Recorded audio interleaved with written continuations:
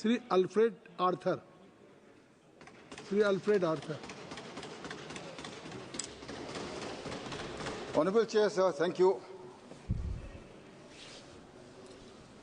This opportunity that my party has given me to participate on behalf of my state in the discussion for the budget of Manipur as well as the supplementary grants for 2024-25.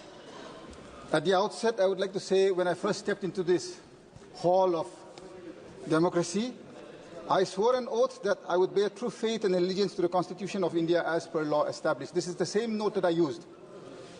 Today I would like to point out to this august House that the state of Manipur has one law that is enshrined in this Constitution.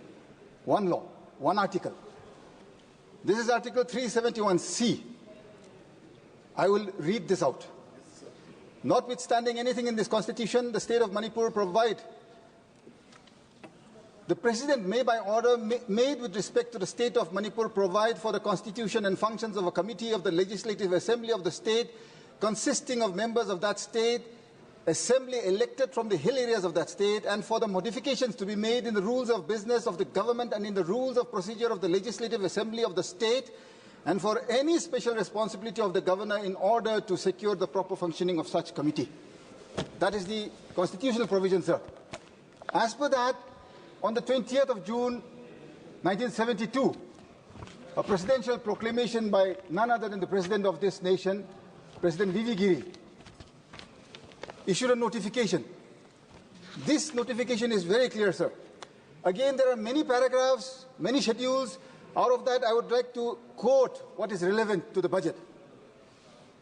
Before any 5-year plans or annual plans of the state are finalized by the government of the state, proposals in this behalf which shall show separately the plan schemes proposed to be taken up in the hill areas and the rest of the state shall be placed before the committee, and the views of the committee shall be taken into account before the plans are finalized.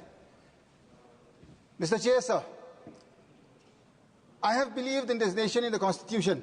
I am very certain that this House too believes in that. We have already bypassed the Constitution. When you, in the budget, this is the budget, it is in the members' portal, I've had it printed out. For the first time, I am seeing 8 different forms of presentations. Normally, I have been in the state legislature, that is why I'm saying. This is the second budget session that I'm participating in this parliament.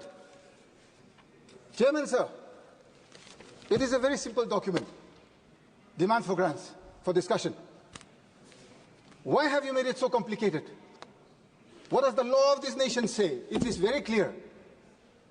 So that these proportionate assets are not created between the hills and the valley. Hills, 95% or 98% are occupied by the tribals in Manipur. Speaker, sir, Chair, sir, when disproportionately assets are created, problems have to occur. It is my duty to bring forth before this august House if there are any anomalies, so that going forth the paths will be straightened out. Mr. Chair, sir, in the fall of 2021, which is somewhere around from August to October, we have had the privilege of calling on the Honourable President, who was Mr. Ramnath Kovind, the Honourable Home Minister, who was then also Mr. Amit Shah, the Law Minister of the nation, who is the Parliamentary Affairs Minister today, and on behalf of the Honourable Prime Minister, we met Mr. G. Kishan Reddy ji. We placed before them the problems that are being faced in the state of Manipur with regard to administration of the hills. I was very, very certain, as part of that delegation, it was a full delegation of the Hill Areas Committee, when we met all our esteemed leaders of this nation, we were assured that all our grievances would be looked into. I never, ever in my life felt that though the state of Manipur may have made it a nominal provision, I never expected that the Union of India today, when we are at a position or in a position to ensure that the legislation of business with regard to the budget of Manipur is clearly as by law established, we have not yet adhered to that Mr. Chair, sir. When you go into the budget, I have already chaired 6 meetings in the district level Disha committees. The marginalized and the poor of our nation, so is also my constituency, Mr. Chair, sir. They survive on Narega. You know the status of Narega today. These are reports from the district collectors in the Disha meetings from all departments. 2023-24 Narega material component 50% has not been released. 24-25 nothing has been released, and the mandates that are being given there are 25 mandates in a year. The budget, there is no increase this time from the union again. We are passing this budget, there is no increase. It's a demand-driven scheme. Sir, I agree. I know of this scheme, sir. So state they are being given a target because state matching share if the state does not give. When you are not releasing material component for 2023-24, how do you expect those poverty-stricken, marginalized people to create more? How are they going to work more? If this is a committed liability scheme, you are committed to pay. But when the union government does not even clear 23-24, clear-cut ratio 60-40 labor component. But that is why I am saying, I know the facts, I know the figures, and I am very clear in this, Mr. Chair, sir. You have not released. There is an injustice to the state, and you are not even increasing that you will clear of the dues. 2 years cut dues is not yet clear. When you talk of your National Social Assistance Program, what is the status today? Last payment was made in the month of March 2023. March.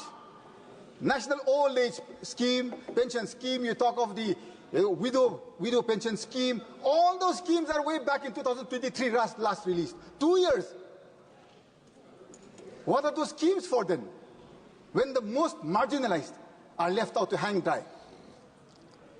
I have not seen the budget reflected that they will pay off. I have not seen. Nothing is given here. You talk of all of these centrally sponsored schemes. You go scheme by scheme, program by program, and you'll understand that it is the same replica of what has been happening always. Mr. Chair, sir, the nation needs to grow. Manipur is the lowest per capita income generating state in the nation. In the nation, I repeat. Why is this? Why is this that the Niti Aayog, or be it the Planning Commission at one point in time, or the state government, today the central government, why is it that you have not made sure that course corrections have been made so that we also increase our GSDP? You are not focusing in the core areas. Agriculture budget, there is no increase. Horticulture, there is no increase. The hills are redundant today. There is no income. 90% of the state of Manipur is hills. Lush green hills. We are an agrarian society which survives, and we have been adapting to change because our forefathers have taught us what it is to survive through agriculture. There is no scope for growth. Where do we sustain? Depending on Narega? When Narega, that also you don't even release. Central government not releasing, state government not formulating the actual plans that will be required for inclusive growth. You go into the figures, it's a dismal figure, sir. I today want to challenge the Honorable Finance Minister. So also the Transport Minister. I would like him to come and see, forget about Mumbai-Delhi highway, where you can spend 50,000 crores. I have no problem. It is my nation. We have to grow. Come to my constituency, which is about 20,000 square kilometers. I will show him the sort of roads that his ministry is making. And you will say that these are the roads that you're providing, citizens of this nation? Are you actually serious? That budgets are being provided? This time when I had spoken to NHADCL officials in the Disha committee meeting, what did they say? They said that work orders are issued before land is acquired. But before land acquisition process is completed, you start issuing work orders. Are we a society that is built for contractual basis, or is it for a delivery, a chain of delivery for the common man? Today there is no delivery. There is nothing. Look, talk of your JJM scheme. I'm sure the Honourable Finance Minister will come back later and say, JJM ye kiya hai, PMGSY ye kiya hai, PMJVK ye kiya hai. You're going to say many things that you have done, and I will refute each one. I know I will not get a chance to rebut the Honourable Finance Minister, but I am preempting her reply.